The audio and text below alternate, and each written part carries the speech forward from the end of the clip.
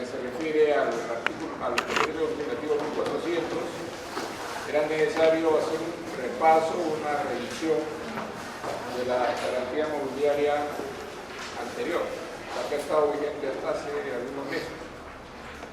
Claro, decíamos que la actual ley de garantía mobiliaria se promulgó en el año 2018, pero quedó sujeta a su vigencia a la instalación de un software que se llama el Sistema de Información de Garantías Mobiliarias, que tenía que implementarse en registros públicos, variando completamente la lógica de la publicidad registrada. Algunos han criticado este sistema porque no es compatible con nuestra cultura registral, si podríamos llamarle el término. Nuestro modelo registral tiene que ver con los asientos registrales, con la depuración de los títulos, la posibilidad de que estos títulos sean observados, tachados, respetar la historia de las partidas registrales.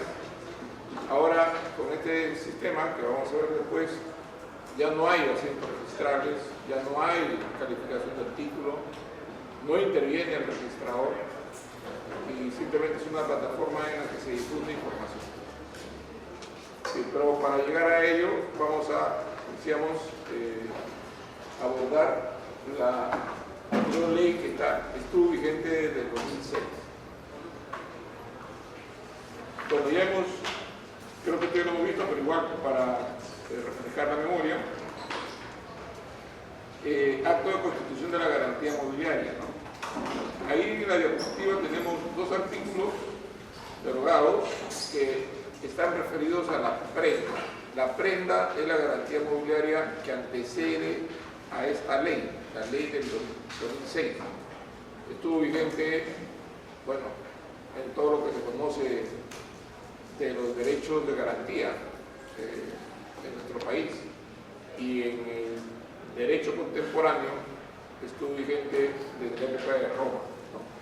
La prenda y la hipoteca son instituciones de derecho real de garantía muy antiguos, muy antiguos.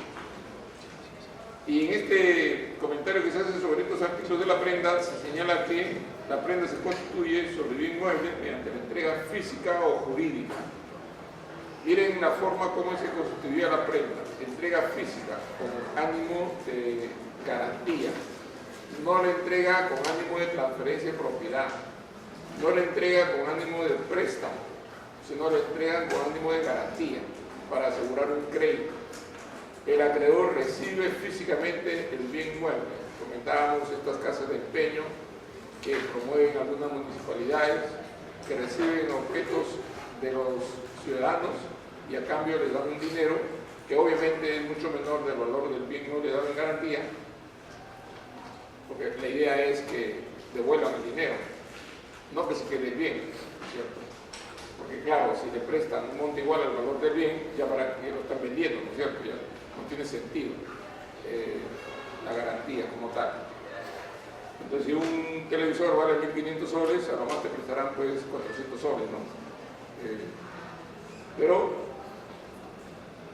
digamos que el documento se redacta por seguridad, porque el acto jurídico queda constituido por la entrega.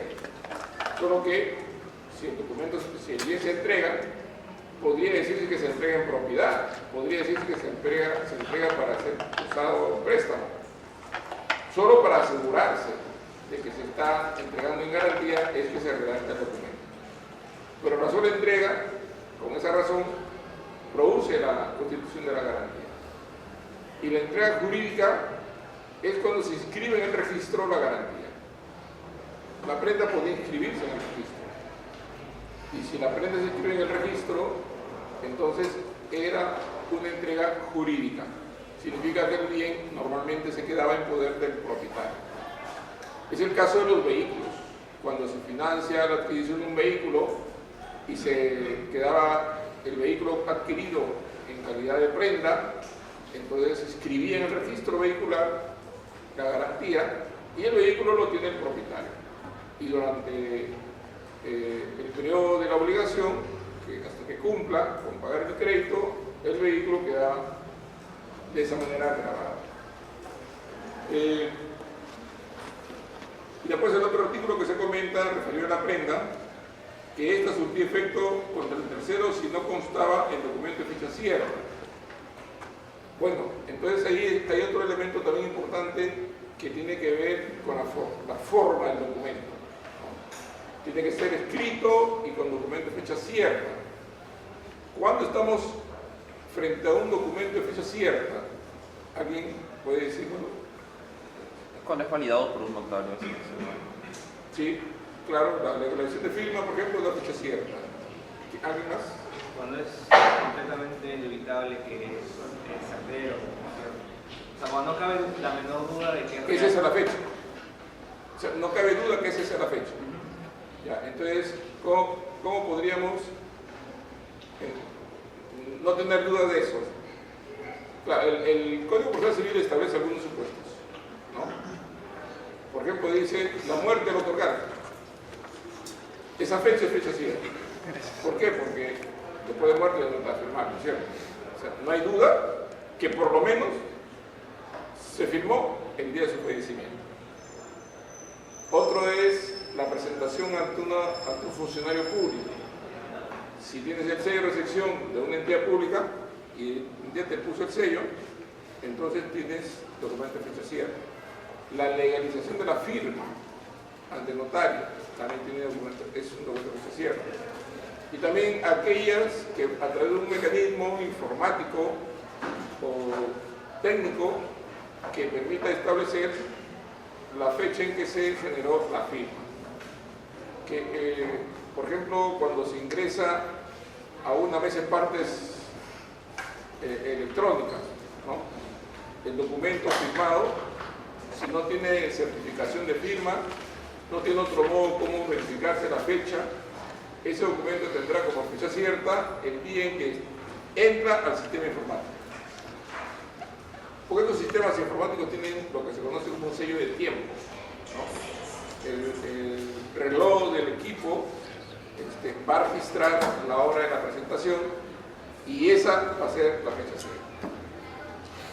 Entonces, para que este documento pueda surtir efecto frente a terceros, para que la garantía, mejor dicho, pueda surtir efecto frente a terceros, es necesario que esa prenda debe constar en un documento de fecha cierta.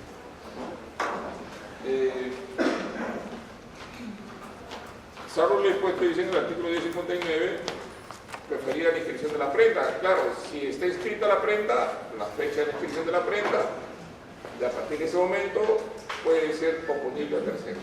Nadie puede decir que no conocía que el bien estaba prendado.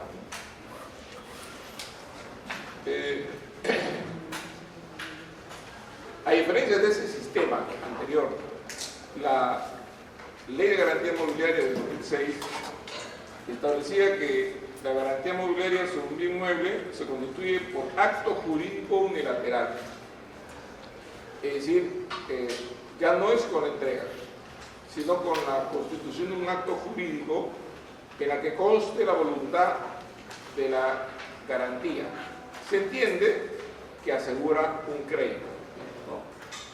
Entonces, si bien es cierto, tratándose de muebles, es necesario saber quién tiene el bien, porque el bien inmueble se puede perder, se puede deteriorar, se puede depreciar su valor. Entonces, alguien tiene que hacerse responsable. Si el bien se pierde, alguien tiene que responder por su pérdida. O si el bien se deteriora, o si el bien se usa indebidamente, entonces tiene que asumirse responsabilidades. Para los bienes muebles dados en garantía, la idea del acreedor es que esos bienes se conserven para que eventualmente puedan venderse a un precio que pueda permitir la recuperación del crédito, ¿no? Porque si el bien mueble se entrega a un depositario que en lugar de cuidarlo lo va a usar agitadamente, entonces en poco tiempo ese bien se va a deteriorar, va a perder su valor y ya no va a servir de tanta utilidad para una garantía que respalde un crédito, ¿no? Pero el hecho de que entreguemos el bien a alguien o lo conserve el propietario o se entregue al acreedor o a un tercero, ese hecho no constituye la garantía mobiliaria. La garantía mobiliaria se constituye con la concertación de voluntades entre dos o más partes o con la expresión voluntaria del propietario del bien o de la persona autorizada para que ese bien quede constituido en garantía de un crédito determinado. Esta garantía puede darse sin o con disposición del bien mueble. Claro, el propietario puede conservar el bien o puede entregarlo a un tercero, depende cómo es que se ponen de acuerdo las partes, ¿no? Sobre todo depende cuál es lo que sentiría más seguro el acreedor, porque la garantía es para asegurar un crédito y el preocupado para recuperar el crédito es el acreedor. Entonces el acreedor siempre va a estar observando su garantía, ¿no? Él finalmente va a ser el que va a decidir dar el préstamo a condición de que el bien se encuentre en poder, por ejemplo, de un depósito oficial o de un almacén, ¿no?, al que se le paga mensualmente, o en mi poder, diría el acreedor, yo lo voy a conservar. Para ser oponible al tercero se requiere la inscripción registral. Bueno, aquí ya no es tanto fecha cierta, sino que tiene que ver inscripción registral. La publicidad registral es el mecanismo que permite informar a todos que ese bien se encuentra grabado. Y no podría alguien adquirir el bien pensando que está libre de gravámenes cuando está grabado, ¿no? Y como nadie puede desconocer el contenido de los asientos registrales, entonces la sola publicidad hace que todos se presumen, ¿no?, sin admitir por el contrario, que todos conocen del contenido de ese asiento, que significa que ese bien está grabado. Ya hemos leído por dos temas, que lo leamos, el artículo 20.12, es muy importante para esto de oponibilidad. ¿Alguien tiene el código? Siempre es bueno recordarlo, aunque este artículo no es un artículo que exprese la realidad de los hechos, pero sin embargo es una pieza fundamental del sistema registral. ¿Puedes leer? Sí. Artículo 2012, principio de publicidad. Se presume, sin admitirse prueba en contrario, que toda persona tiene conocimiento del contenido de las inscripciones. ¿Sabemos o no sabemos el contenido de las inscripciones? ¿Ustedes conocen? No. Bien raro, ¿no? Si alguien tiene un bien, por ejemplo, yo tengo un bien, por ejemplo, y hace como 10 años que no veo el registro. Supongo que sigo siendo el propietario. Sí. Pero si pasa algo, yo no puedo decir que no sabía por ese artículo, ¿no? Y es sin admitir por el contrario. Es decir, se entiende que tú sabes. No que yo viajé, que nunca fui, no, se entiende que tú sabes. Y claro, ese hecho provoca de que nadie puede alegar que compró un bien mueble pensando que no tiene gravamen, cuando en el registro está la información que está grabada. Si no has visto el registro, es tu problema, ¿no? Por eso es que la inscripción registral genera oponibilidad frente a terceros. El acto jurídico constará por escrito, también es otro detalle que no estaba en la prenda. La prenda podía no estar escrita, basta con la entrega, ¿no? Estaba escrito, podría estar escrito o en un documento por seguridad o para inscribir en el registro, pero no para el acto constitutivo de la garantía. Constará por escrito y, ojo, lo que viene ahí es importante, puede instrumentarse, es decir, puede generarse un medio de prueba documental con cualquier medio que evidencie la voluntad del otorgante. Puede ser fax, bueno, ahora ya no hay fax, creo, ¿no? O hay fax. ¿Saben qué es fax? Claro, como una impresora. Un aparatito que parece impresora, pero no es impresora. Y electrónicamente llega un mensaje ahí y se imprime. O sea, venía telemáticamente, se imprimía. Y solo podía venir de otro fax, de un fax a otro fax. O sea, para que tú tengas un fax, alguien tenía que haberte enviado de otro fax. electrónicamente llegaba. Eso ya no existe. Ahí sale el facsimilar. ¿Ah? Ahí sale el facsimilar. Claro. Intercambio de correo electrónico, telefax, claro, el WhatsApp, los correos. Si tienes en un WhatsApp, le envías, te entrego el bien inmueble, mi vehículo en garantía del crédito que vas a dar en WhatsApp, ¿no? O en Messenger, ¿no? El otro recibe y le contesta. Ese se puede instrumentar o instrumentalizar esos mensajes WhatsApp. Claro, le sacas una captura y lo documentas, ¿no? Claro, otra forma de documentar es virtualmente, si tiene que capturar el celular, hacer una búsqueda, ¿no?, electrónica y de repente lo capturas. O el destinatario tiene el mensaje registrado, si es que el que envió no la eliminó, ¿no? Pero se puede instrumentalizar. No tiene que estar en un solo documento, puede estar en varios. Si se constituye por un tercero, no se requiere autorización del deudor. En este caso se dice que el garante puede no ser el deudor. El garante es un tercero en la garantía.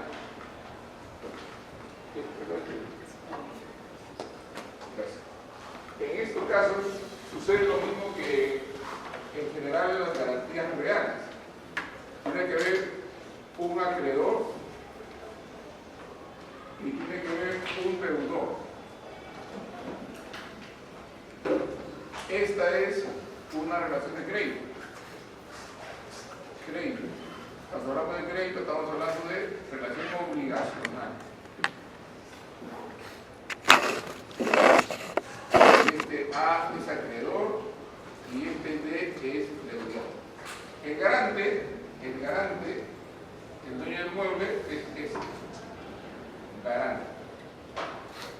Cuando dice que puede ser un tercero, dice que el garante no es el deudor, pero el garante se dirige al acreedor y le dice: si él no paga, este bien va a servir para pagar. Siempre va a ser accesorio al principal. Esa es la idea que subyace a las garantías en general y por supuesto subyace a esta. Cuando la norma dice: si se constituye por un tercero, no requiere autorización del deudor. El deudor puede desconocer que el garante está asegurando esa obligación y el único que tiene que conocer esto es el acreedor, ¿no? Si se trata de títulos valores o valores representados mediante anotación en cuenta, que son los títulos valores, entre comillas, virtuales, para eso hay una entidad especialmente autorizada por la entidad respectiva de la Bolsa de Valores, para que pueda generar, digamos, esos documentos.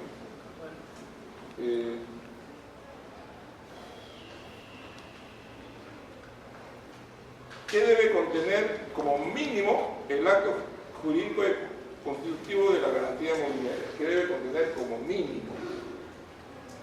Recuerden que el acto constitutivo tiene que constar por escrito o puede instrumentalizarse. Si consta por escrito, la firma, que sin ella no habría garantía, es la del garante. O sea, pero no quiere decir que solo aparezca el nombre del garante o solo aparezca el bien dado en garantía. En ese documento tiene que aparecer qué crédito se está garantizando, quién es el acreedor, quién es el deudor, qué persona va a tener el bien mueble dado en garantía, cuál es el monto del crédito, a cuánto tiempo se está dando el crédito, cuál es la tasa de interés. Es decir, toda la información que tiene que ver con el crédito y con la garantía. Pero la pregunta es, para que tenga validez ese acto constitutivo de la garantía, ¿quiénes deben firmar? ¿Deben firmar todos o por lo menos uno? por lo menos uno, dice, que es el garante. ¿Puede firmar el resto? Sí puede firmar perfectamente. Puede firmar todos, ¿no? Puede firmar el acreedor, el deudor, puede firmar el depositario, puede firmar el tercero que va a recibir un poder irrevocable para que en el caso de que tenga que ejecutarse el bien, sea él el que ejecute. Poderes recibidos del propietario, garante, y del acreedor garantizado. Pero todos ellos pueden firmar, pero la única firma que no debe faltar es la del garante. Ese que está en la parte inferior de la diapositiva dice: el tercero con poder concedido por las partes, poder irrevocable, para realizar y transferir el bien dado en garantía en caso de ejecución o adjudicación al acreedor. Es decir, esta figura del tercero evita al juez, porque en el caso de las prendas podía ejecutarse el acreedor si es que el acuerdo era así, pero generalmente se ejecutaba a través del juez. El juez era el que disponía la ejecución. Pero en el caso de la garantía mobiliaria, el que ejecuta es un tercero, que es una persona, cualquier persona, ¿no?, natural, podría ser una persona jurídica, a quien el propietario del bien, garante, y el acreedor le otorgan poder irrevocable para que en el caso, por pedido del acreedor, se verifique que no se cumple con pagar la obligación en el plazo establecido, le dé indicaciones para que proceda a la venta del bien, que es la ejecución. ¿Quién vende el bien? El tercero. Y el tercero, que no es juez, que no es funcionario, que digamos que no tiene ningún cargo público, ¿puede vender? Claro, él puede vender siempre que esté autorizado por el propietario para la venta y con el consentimiento del acreedor. El poder que da el propietario del bien lo habilita para vender a cualquiera y transferir la propiedad, ¿no? Pero todo eso en el marco de este contrato, ¿no?, de constitución de garantía. Lo que hemos dicho son los elementos subjetivos. Cuando decimos elementos subjetivos, estamos hablando de los sujetos, de las personas, ¿no?, que intervienen. Por ahí hay otros elementos que son los elementos objetivos. Y ahí tenemos la identificación, descripción y valor del bien. ¿Cuánto cuesta ese bien? O podríamos decir, ¿qué valor tiene ese bien? En soles, en dólares, en euros, en la moneda que sea. Pero tiene un valor en el mercado. Incluye los datos referidos a suscripción, de ser el caso. Si el bien es un bien que tiene registro propio, como los vehículos, entonces se incluye la partida registral donde está anotada la titularidad del bien. Pero muchos bienes muebles, yo diría casi el 90%, más de repente, no tienen registro. Las carpetas, ¿no?, las computadoras, no tienen registro propio. Entonces, no se va a requerir, digamos, de una partida especial para ellos. Para estos casos, esta ley creó un régimen especial, un sistema especial del registro de contratos mobiliarios. Entonces, cuando el bien dado en garantía no tiene registro propio, se registraba en una partida que formaba parte de contratos mobiliarios, ¿no? Entonces ahí se podía inscribir la garantía mobiliaria.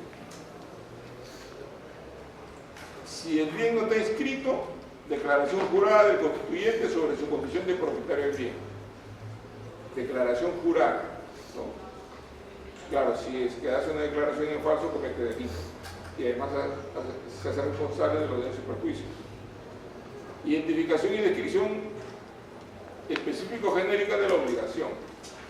Cuando hablamos de la obligación, estamos hablando de todos los elementos de la obligación. Los elementos de la obligación son acreedor, deudor, crédito, prestaciones, dar suma de dinero, cuánto de dinero, qué monto, a qué tiempo, con qué tasa de interés. Son las características de la obligación que deben estar en el contrato. Y el monto del gravamen. El monto del gravamen, como ya hemos visto esto en hipoteca, es la cobertura económica que el bien brinda para asegurar esa obligación. Si el bien inmueble vale $50.000, puede decirse que ese bien inmueble responde para esta obligación hasta por $20.000. Ese es el gravamen, el monto del gravamen, pudiendo gravarse por otra obligación más, ¿no? Ese es el caso.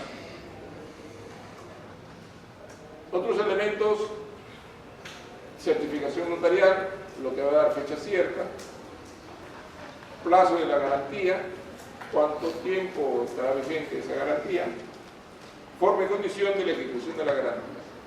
El contrato debe contener las reglas para que se ejecute la garantía. Por ejemplo, cuál va a ser el monto base para que se inicie la venta. El tercero apoderado, cuando vende el bien, no debe venderla por debajo de tal monto, ¿no? Si el acreedor quiere adjudicarse, ¿qué condiciones debe tener el acreedor? O sea, ¿qué requisitos debe cumplirse para que el bien lo adquiera el acreedor, ¿no? O sea, se haga dueño del acreedor. A esto se conoce como pacto comisorio. O sea, el acreedor se hace dueño del bien dado en garantía por incumplimiento del deudor. Y eso estuvo prohibido 2000 años. Esta garantía mobiliaria levanta esa prohibición y autoriza que el acreedor pueda hacerse dueño del bien dado en garantía a su solicitud por incumplimiento de la obligación hecha por el deudor. Los datos referidos deben constar en formulario de inscripción correspondiente para que se inscriba, de ser el caso, en el registro público, sea en el registro de contratos mobiliarios o sea en el registro individual del bien mueble, si tuviera registro propio. Recuerden que el ejemplo por excelencia del bien mueble que tiene registro propio es el vehículo, los carros. Sí. Pero el registro mobiliario desde mayo ya no tiene publicidad. Sí, pero estamos hablando de la ley antigua. O sea, todavía no hemos pasado a la actual. Tiene razón. Hay muchas cosas que se han desactivado acá, que la ley media no las prevé, ¿no? La inscripción, por ejemplo, que vemos acá, esta inscripción, oficiales de terceros en el registro, asientos registrales, etcétera, estuvo vigente hasta hace unos meses, porque ahora está la información en una plataforma que comentaremos después. Ahora, la novedad de esta garantía es que es posible que se pueda preconstituir la garantía respecto de 3 supuestos. Tú puedes dar en garantía un bien inmueble ajeno, o sea, no te pertenece, pero te va a pertenecer. O sea, la idea es que si bien no te pertenece, no es que nunca te va a pertenecer, no es que estás engañando al acreedor diciendo: te doy en garantía ese vehículo y tú sabes que no te pertenece y nunca te va a pertenecer y se lo das en garantía. No. Cuando se dice que se puede preconstituir una garantía mobiliaria sobre un bien ajeno, tiene que decirse que ese bien va a ser tuyo, porque solo cuando sea de tu propiedad, ahí va a surtir efecto la garantía. Mientras sea de otro, no puede surtir efecto la garantía, porque la garantía tiene que constituirla el propietario. ¿Correcto? Entonces, cuando se dice que se preconstituye la garantía mobiliaria de un bien ajeno, lo que se está haciendo es anticipándose en la garantía para que cuando el bien sea del constituyente de la garantía, automáticamente se cristaliza la garantía. No necesita de hacer ningún acto adicional. Gracias. El segundo es que puede dar en garantía un bien futuro. Claro, si el bien no existe, todavía la garantía no va a surtir efecto, pero ya está constituida. Diríamos que está preconstituida, porque la garantía va a surtir efecto en el momento mismo que el bien existe. Si el bien toma existencia, en ese momento automáticamente está dado en garantía. Ya no necesitas hacer nada adicional, ya está en garantía. Lo estaba desde antes que exista, ¿no? Y por asegurar obligaciones futuras o eventuales, claro, la eficacia de la garantía será cuando se contraiga la obligación, ¿no? O sea, cuando la obligación se cristalice. En ese momento surtirá efecto la garantía. Entonces, hay preconstitución de las garantías sobre el bien ajeno para cuando sea del constituyente, sobre el bien futuro para cuando el bien exista, y sobre obligaciones futuras cuando la obligación se contraiga. Esa es una figura nueva. En el acto constitutivo se debe consignar la constancia de tales hechos, de todo lo que sea indicado, tanto los elementos subjetivos, como los otros datos que resultan ser necesarios para que fluya la garantía hasta su ejecución, de ser el caso. Que el bien es ajeno, o que el mismo es un bien futuro, o que la obligación sea futuro eventual, tiene que constar en el contrato. La garantía mobiliaria preconstituida surtirá efecto frente a terceros cuando esté escrita. Adquirida la eficacia de la garantía significa que el constituyente adquirió la propiedad, o el bien ya existe, o la obligación se contrajo. Los efectos se retrotraen a la fecha de la inscripción. Los efectos no perjudican los derechos que eventualmente hubiese otorgado a su anterior propietario sobre el bien dado en garantía. Bueno, aquí como es que se conoce si el bien dado en garantía tenía algunos derechos el anterior propietario. Yo pongo ahí un signo de interrogación porque hay una especie de glosa, no está claro, porque significaría que yo debería hacer constar que ese bien que estoy adquiriendo tiene gravámenes, ¿cierto? Que lo estoy adquiriendo grabado, o que tiene algunos derechos ahí que han sido de terceros. Si yo no lo conozco, ¿cómo puedo yo proteger ese derecho? ¿Cómo puedo yo saber que ese bien tiene algunas ventajas o beneficios para otra persona? De eso no dice más detalle la ley. Si la garantía preconstituida no llegara a perfeccionarse, son responsables el constituyente o el deudor, depende de quién es el que generó esa expectativa, ¿no? Claro, si yo digo, doy en garantía este vehículo para cuando sea mío y nunca fue mío, entonces yo ya generé una expectativa para el acreedor, ¿no? Y ahí hay un daño que se produce, que debe ser indemnizado. Extensión de la garantía. Estamos hablando de que la garantía, ¿qué cosa cubre? ¿No? Si es que se vende el dinero recaudado, ¿para qué sirve? ¿Qué cosa abona? En cuanto al crédito, la garantía mobiliaria se extiende en relación al crédito, ¿eh? La deuda principal, o sea, cubre la deuda principal, cubre los intereses, las comisiones, los gastos, las primas de seguros pagados por el acreedor garantizado. Claro, si tú das en garantía un bien mueble, hay que asegurar el bien mueble por si acaso se destruya, o por si acaso se pierda, o se robe el bien. Entonces el seguro actúa y sustituye el bien por dinero. Pero las primas que se pagan tienen que ser reembolsadas con la venta del bien. Las cuotas y costos procesales, los eventuales gastos de custodia y conservación, las penalidades que estuvieran pactadas, la indemnización por daños y perjuicios que pudiera ocasionar el hecho del incumplimiento, cualquier otro concepto acordado por las partes hasta el monto del gravamen y establecido en el acto jurídico constitutivo. Es decir, todos estos conceptos son asumidos por el monto que se recauda cuando el bien se venda. Pero el monto que se recauda para cumplir esta obligación cuando el bien se venda, eso está por el monto del gravamen. Eso lo sabemos. Si hay monto de gravamen, ese bien va a responder solo hasta ese monto. Igual que la hipoteca. Si tenemos un bien mueble que vale $10.000,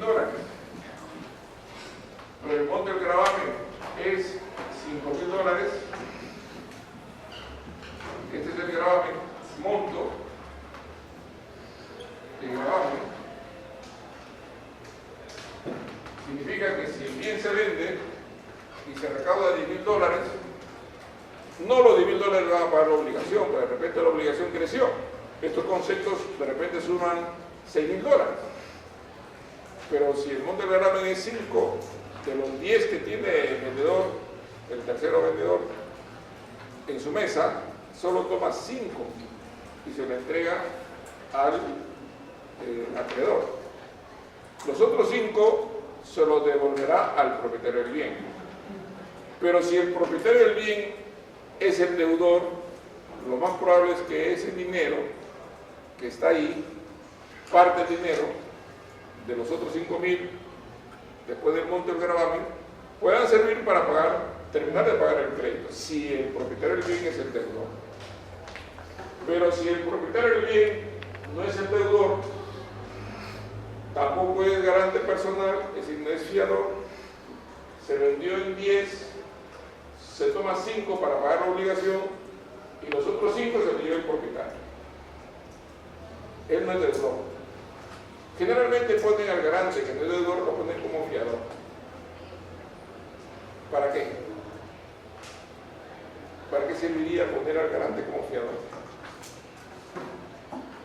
Es lo mismo decir garante real que garante personal. ¿Alguien puede decirme la diferencia?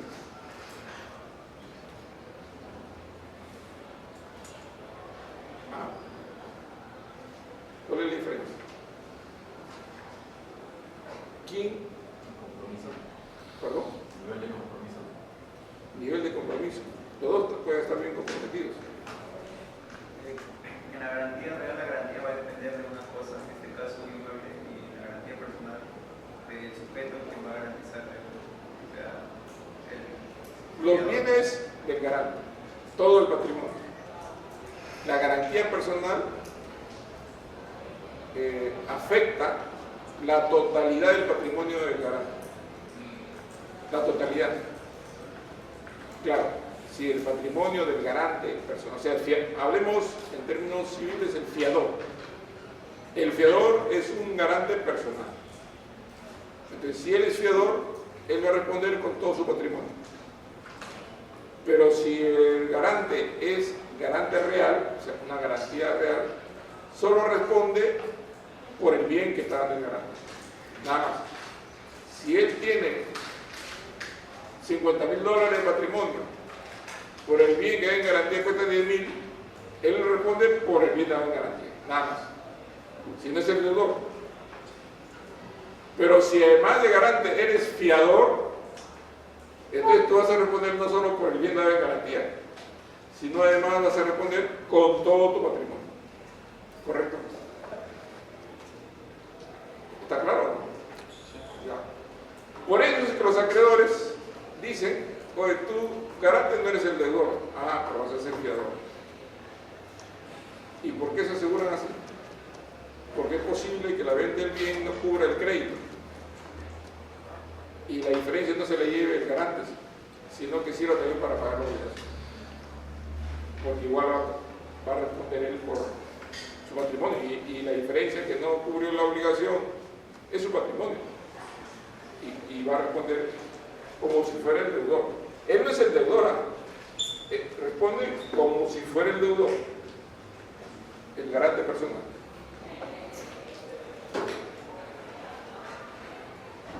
La regulación normativa en materia prendaria en el Código Civil no estableció reglas sobre la extensión de la garantía. No obstante, hay una regulación que está en el Código Civil que está referida a la garantía hipotecaria y por extensión se aplicaba esta regla para la garantía mobiliaria. La hipoteca cubre capital, es que es 1100. Lo mismo que aplicaba para la hipoteca, aplicaba para la prenda. Pero con la ley de garantía mobiliaria se reguló expresamente qué cubre la garantía mobiliaria, qué cubre el bien si en caso se venda, qué conceptos cubre. Y los conceptos son los que están ahí. No solamente la deuda, los intereses, las comisiones, los gastos. Claro, a ese señor que lo nombraste apoderado, él también tiene sus honorarios, ¿no? El depósito donde estuvo el bien también tiene un costo, ¿no? La prima de seguros pagada por el acreedor para que en caso se pierda el bien o se destruya se ponga dinero, se tienen que reembolsar las penalidades, etc. ¿no? La cosa no es solamente los dos primeros conceptos, hay otros elementos más que en paquete se llaman gastos. Lo recaudado en la ejecución de la garantía se imputará. Aquí sí, por lo menos puedo decir que me llamó la atención. En ese orden. El Código Civil no tiene ese orden. Miren, primero se paga el capital. Un poco raro, ¿no? Porque el Código Civil dice primero paga los gastos, después los intereses y al final capital. No recuerdo el artículo, pero es 1200 y pico. Relación de pago. Pero acá está. 1255. ¿Puede leer? 1255. Artículo 1257. Quien deba capital, gastos e intereses no puede, sin el asentimiento del acreedor, aplicar el pago al capital antes que a los gastos, ni a estos antes que a los intereses. ¿Por qué? Porque el capital sigue generando intereses. Y si tú al primer pago cancelas capital y no cancelas intereses, entonces no hay interés del interés y quedará congelada la suma a ese momento, no va a crecer. En cambio, si tú dices lo primero que se paga va a ser gastos y se alcanza, pagas intereses y queda capital, el capital va a seguir reproduciendo intereses, va a seguir creciendo. Y si haces otro pago, primero vas a pagar los intereses que crecieron y seguramente una parte del capital y queda capital y sigue creciendo. Y si te demoras más, pues, podría ser igual que el capital. Y cuando vuelves a pagar, nuevamente pagas intereses y a ver si alcanza a pagar el capital. Una parte del capital pagas, se cancela y lo que quede de capital sigue reproduciendo los intereses. Por eso que los acreedores tienen mucho cuidado en tener esta regla. Primero, si tienes suma para pagarme, lo que me pagues va a ir a los gastos. Si tienes un poco más, a los intereses. Y si tienes un poquito más, puede ir al capital, una parte del capital. Y se queda solo capital ese día. Pero en los siguientes días ya no tendrás 5.000 soles de capital. Como los hongos, se crece, se reproduce. Ya tendrás 6.000 soles de 5 de capital, 1.000 soles de intereses. O 2.000 soles, 5.000 soles, dependiendo de la tasa o el tiempo, ¿no? Entonces, esta regla del 1257 es la regla que está en el Código Civil. Pero miren ustedes aquí el orden. Paga capital, interés al revés. ¿No? Bueno, me parece extraño. Igual creo que si en el primer pago pagas capital, las sumas que quedaron en ese momento no van a crecer. Se va a tener que pagar lo que hay. Porque está prohibido, salvo excepciones, que los intereses generen intereses.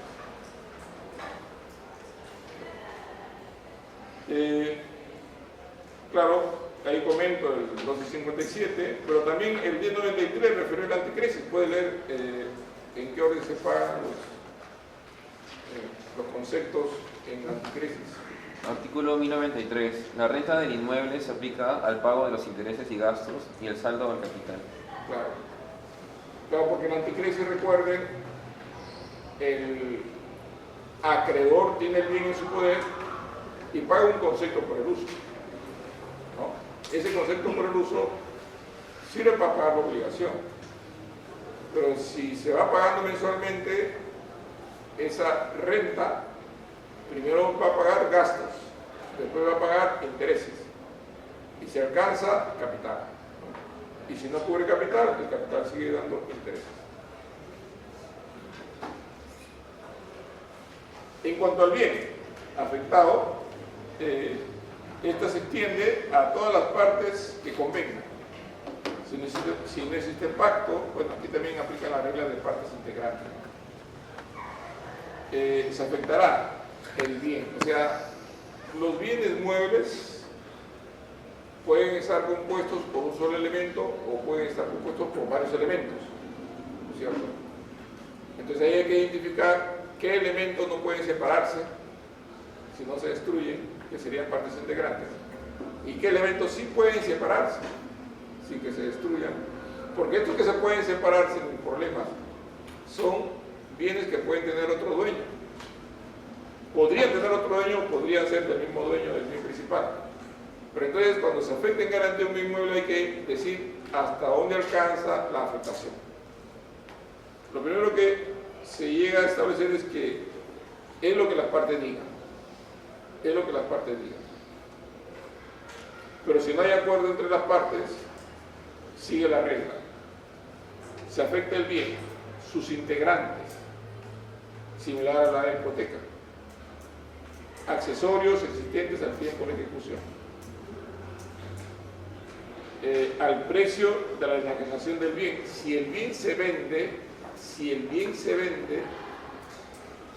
el valor de la venta sirve para que sea el reemplazo del bien en garantía. O sea, sería el capital, el dinero, que sería la garantía dineraria, vamos a decir así. Bueno, si alguien vende el bien, tendría que estar vigilado, ¿no?, para que entregue el precio, porque en el momento que lo vende, a ver si lo encuentra. Pero la ley dice, en el supuesto de que se venda, está obligado a entregar el precio para que siga la garantía. Al nuevo bien, si se transforma, recuerden, vimos en clase especificación, transformación. Si fue dado en garantía uvas y esa uva se convirtió en vino, entonces el vino es la garantía, ya no la uva. Si el bien se transformó, el bien nuevo es la garantía. Si era madera y con la madera hacen carpetas, sillas, entonces el bien mueble ya no será la madera, será la carpeta, ¿no? O si grabaste, por decir, lana, ¿no?, y esa lana que fue la garantía se convierte en tela, la tela es la garantía. Claro, tendrá un mayor valor, pero igual es la garantía. La indemnización por el seguro contratado, La indemnización es lo que se paga en el caso de que el bien se destruya o desaparezca. El seguro pone dinero. Ese dinero es el que entra en garantía. La indemnización justipreciada en caso de expropiación, si se trata de un bien inmueble que es expropiado por el Estado, ese bien inmueble, el propietario recibe dinero, el justiprecio. Ese dinero pasa a ser la garantía. El derogado artículo del Código Civil que requiere la prenda dice que la prenda se extendía solo a los accesorios del bien. El actual régimen de garantía hipotecaria recoge similar criterio y dispone en el 1101 que la hipoteca se extiende a las partes integrantes del bien hipotecado, se lo hemos visto en clase, a sus accesorios, al monto del importe de las indemnizaciones, de los seguros, que hemos visto en su momento, y el de la expropiación, salvo parte distinta. O sea, similar regulación a la de la garantía mobiliaria. Si el deudor enajena a título oneroso el bien mueble, la garantía se extiende al precio de la enajenación, como veíamos en su momento. Esta se mantiene en tanto permanezca en su posesión o control, el dinero. ¿Ah?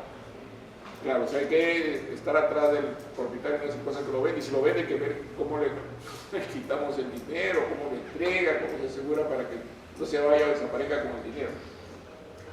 Ello sin perjuicio de la persecutoriedad respecto del bien. Si el bien lo enajena el tercero constituyente, bueno, es una pregunta. ¿Qué pasa? Aquí está hablando del deudor. ¿Y qué pasa con el tercero garante? Si lo vende el tercero garante, sucede la misma regla. Hay que estar detrás también del garante, que no es deudor, para que en el caso de que vende el bien, podamos calcular el precio. Esta regla, por ejemplo, del precio, del bien de garantía que se vende, no estaba en la norma anterior de la prenda y aparece recién acá, en esta ley. La extensión se terminará si el vendedor se desprende del precio. ¿Qué pasa si el vendedor gasta la plata o paga otro crédito, ¿no? Y ya no hay dinero del precio? ¿Hasta dónde llega esa persecutoriedad? Respecto a la persecutoriedad, la nueva ley de garantía inmobiliaria establece que la enajenación que hiciere el constituyente o el eventual adquiriente del bien dado en garantía no perjudicará la plena vigencia de la garantía. Esto sí es que estuviera en el registro público, ¿no? El adquiriente de un bien grabado se convierte igual en garante. El problema es respecto a aquellos bienes que no tienen registro y que no pueden ser oponibles a terceros. Si alguien compra un bien grabado y este gravamen está en el registro, el adquiriente adquiere el bien con el gravamen. Ello no se aplica si el bien es adquirido en tienda. Claro, bueno, si tú lo compras en una tienda y tú no, basta que tú compres en una tienda y tengas una factura, un recibo, un comprobante de pago, para que ese bien, así esté grabado, para ti está relengo, es decir, para ti está libre. Si lo compras en una tienda abierta al público y pagas por el precio, quien va a responder es el vendedor, ¿cierto? Es decir, el comprador en tienda abierta al público no pierde la propiedad si tienes el comprobante de pago, así el bien sea robado, ¿no? Así el bien esté prendado, tú no te afectas. Esa es la ventaja de la adquisición de bienes que se adquieren en tiendas o establecimientos abiertos al público.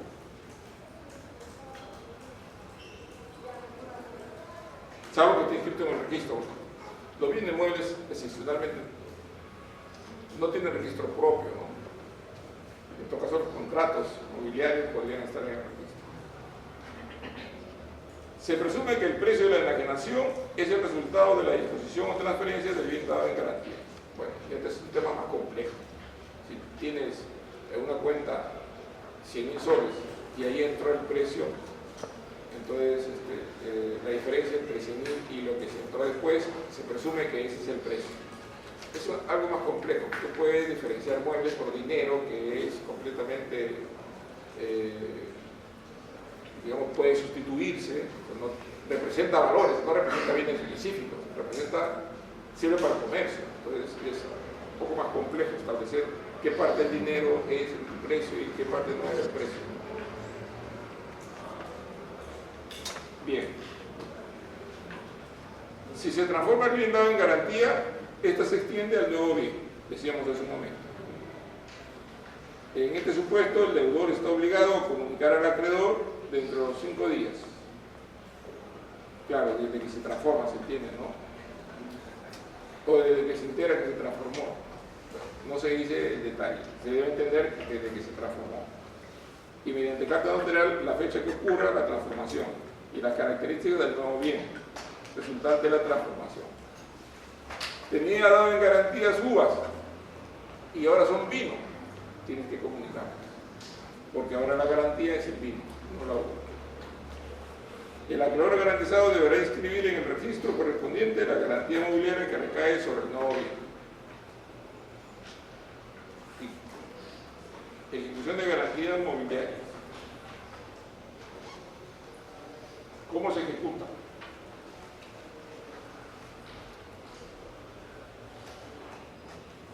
Si la obligación garantizada es exigible, es decir, que ya venció el plazo, se cumplió la condición, no pagó, el acreedor garantizado podrá ejecutar el bien dado en garantía bajo cualquiera de las siguientes formas.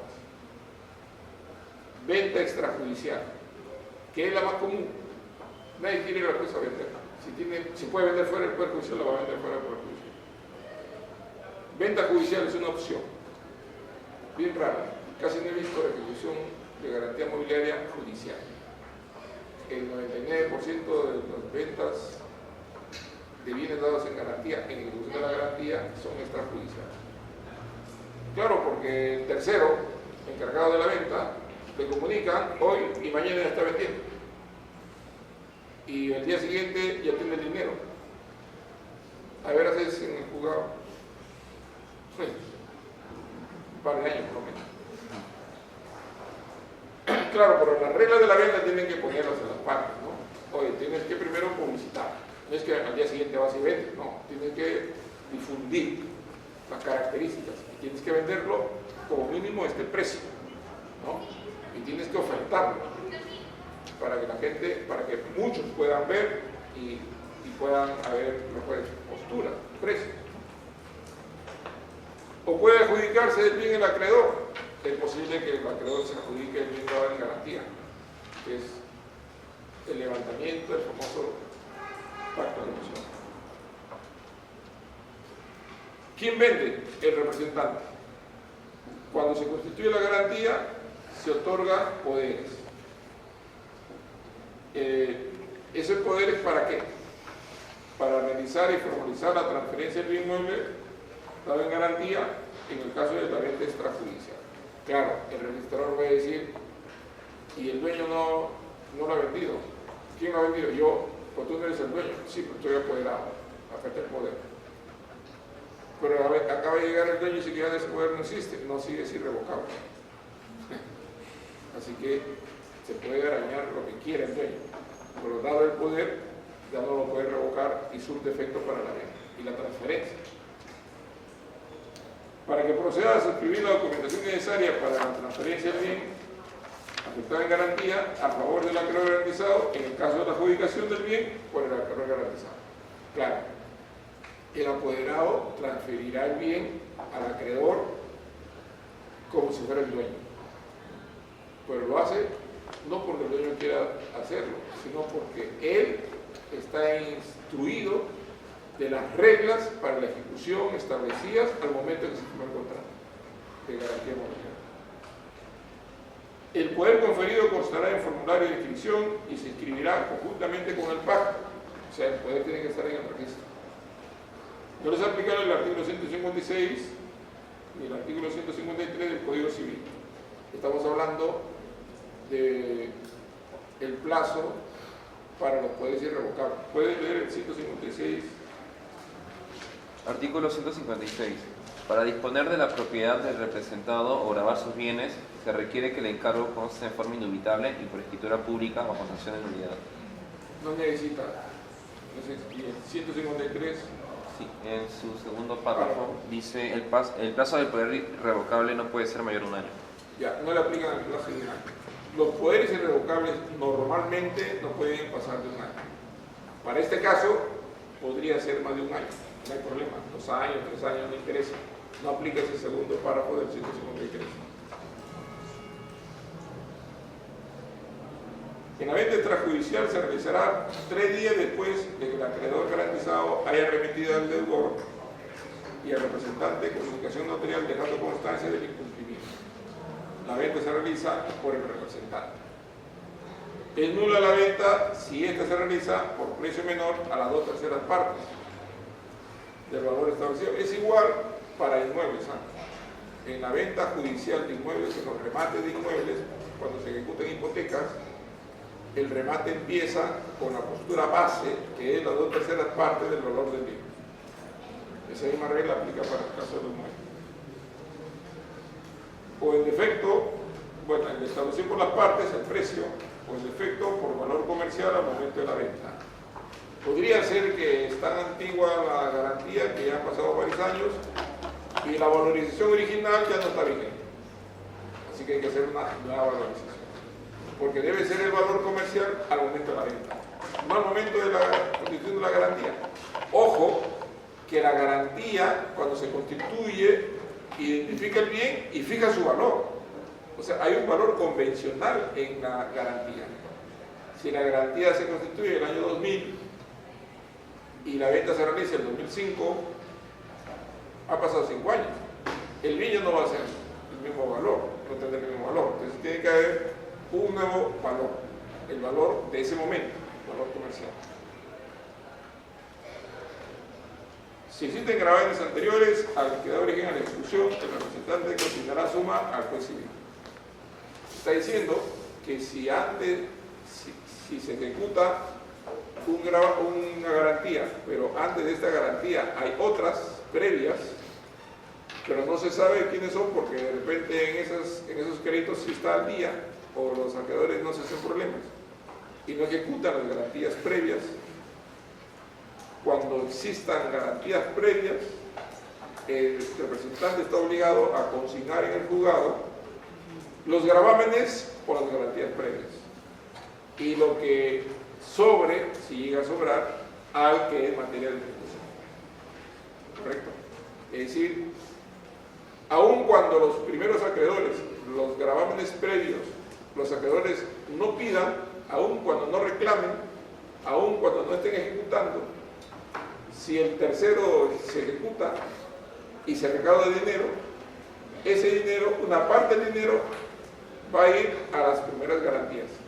Pero como no lo saben dónde están, saben quiénes son, pero no saben dónde están, se consigna al juzgado para que llegue el momento, ellos recojan del juzgado el monto de la garantía si hubiera deuda. No se suspenderá la venta por ningún motivo, salvo el caso de la cancelación de la obligación. Cualquier controversia sobre el monto de extensión del gravamen será decidida por el juez civil. Y el acreedor es responsable civil y penalmente de la existencia, exigibilidad y cuantía de la obligación garantizada.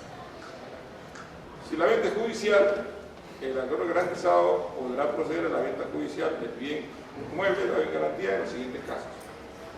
Cuando las partes así lo hubieran pactado, las partes se ponen de acuerdo. En realidad quien decide es el acreedor, porque el deudor siempre va a aceptar porque necesita el dinero, ¿no? Dice, ya, pues ya no importa, ya está bien. Y el acreedor pone la regla, generalmente, ¿no? Entonces, si se ponen de acuerdo para que sea judicial, es porque el acreedor lo han convencido, ¿no? Para que vaya al juez a ver. Cuando hayan transcurrido más de 60 días desde la remisión de la carta al deudor, al constituyente, en su caso al representante, sin que se haya producido la venta. También ponen un plazo. Bien raro que no se venda antes de los 60 días. Bien raro. Porque si no se vendiera, entonces tiene que ir al juez.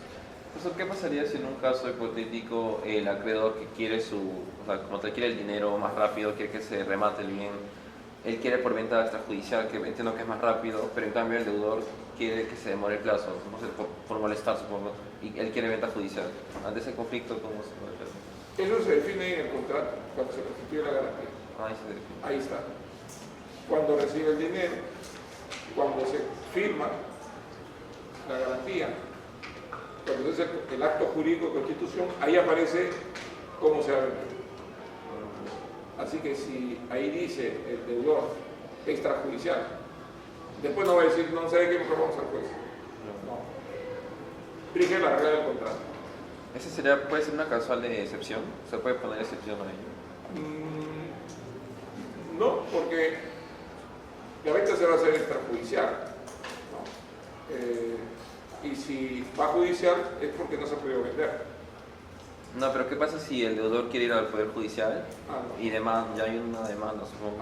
Bueno, le sacan el contrato y le van a decir, usted estableció que debe ser extrajudicial. Listo, se cerró. No creo que ni siquiera llegue a la parte del juzgado, porque obviamente tiene cantada la desestimación. Y la adjudicación del bien por el acreedor, que es la famosa provisión del pacto comisario, que en este caso se habilita. La transferencia se realizará después de que el acreedor garantizado haya remitido al depositario al deudor o al constituyente comunicación notarial dejando constancia del incumplimiento. Solo es válido el pacto comisorio, ojo, o sea, adquirir la propiedad bien al incumplimiento del deudor, cuando se haya establecido, bajo condición de nulidad, de común acuerdo, el valor del bien dado en garantía, además de la designación del representante. Ahí tiene que ponerse si el acreedor se va a adjudicar el bien dado en garantía. Si no lo pone, entonces no hay adjudicación del bien dado en garantía por el acreedor. Si el valor del bien mueble resulta ser menor de la deuda, el acreedor tendrá derecho a la entrega de un título para cobrar el saldo en un proceso de ejecución. Saldo deudor se va a otro proceso con ese título, constancia de que la venta del bien no cubrió la obligación. Por el saldo deudor se inicia otro proceso. Si el valor del bien es mayor de la deuda, el acreedor deberá entregar al representante el saldo dentro del plazo de 10 días. Se entiende al propietario del bien. Caso contrario, no prosperará la adjudicación y el acreedor podría ser sancionado a su deudor con una multa de 5 veces la diferencia. Es decir, de la diferencia entre el valor del bien y lo que se quedó, lo que retuvo.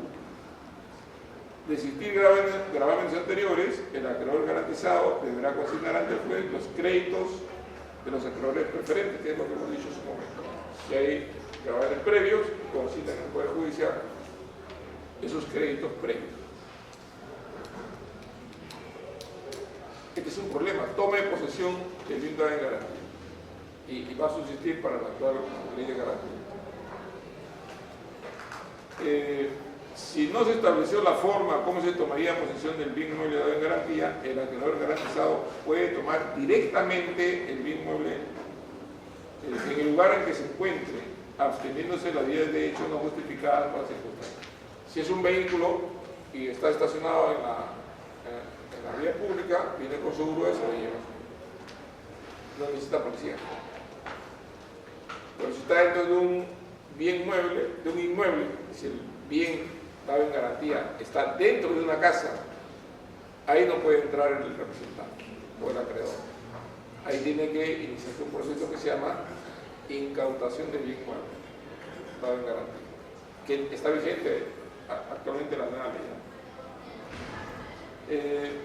Si se accede a la posesión, deberá llevarse adelante una certificación notarial sobre el estado y características especiales del bien mueble. El acreedor garantizado o el adquiriente pueden, en su caso, solicitar al juez civil un requerimiento judicial de incautación del bien. Este procedimiento de incautación del bien es cuando el bien se encuentra ubicado en un lugar que cualquiera no puede entrar o que se necesitaría autorización judicial para entrar.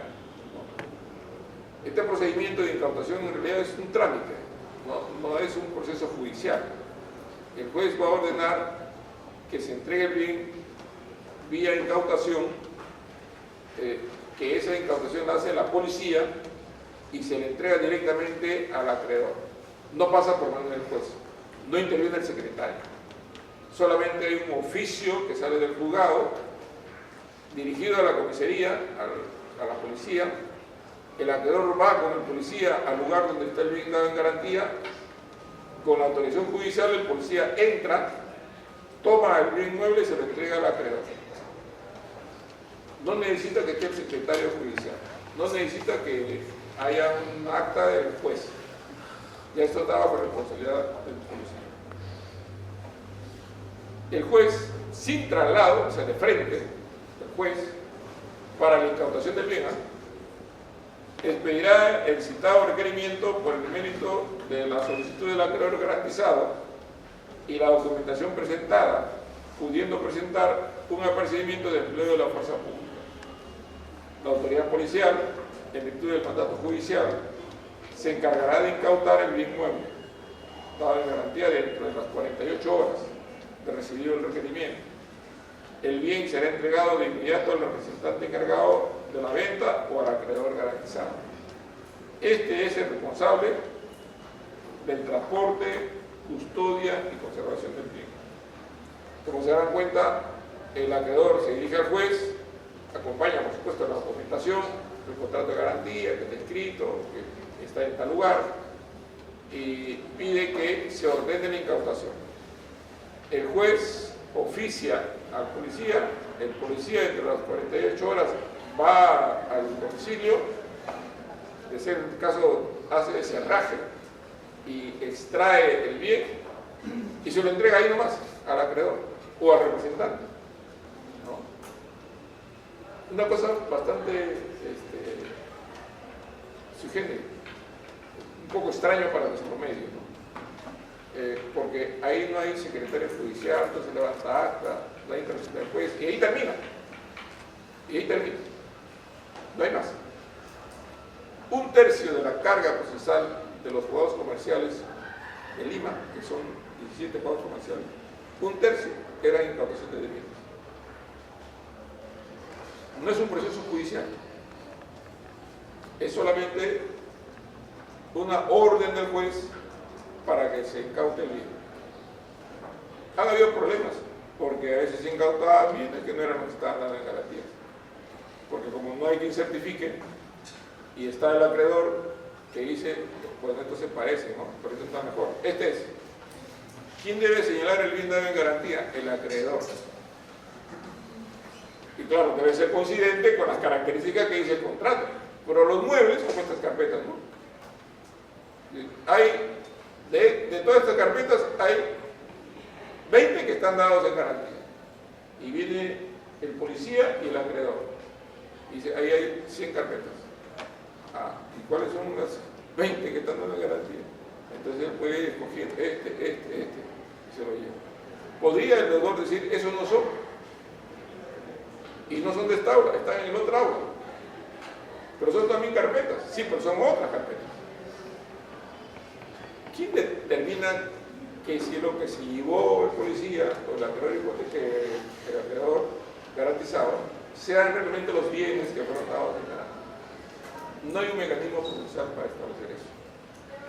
No hay.